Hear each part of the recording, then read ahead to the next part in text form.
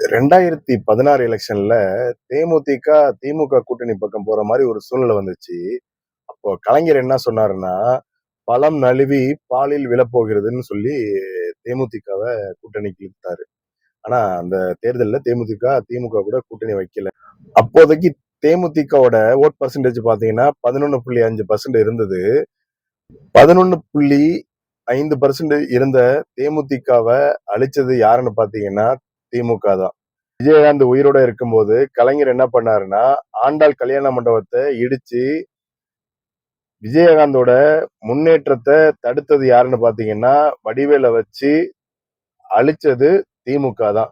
அதுபோக தேமுதிகல எம்எல்ஏவா இருந்த முக்கிய தலைவர்கள் எல்லாரையுமே பேரம் பேசி திமுகவுக்கு இழுத்துக்கிட்டாரு கலைஞர்.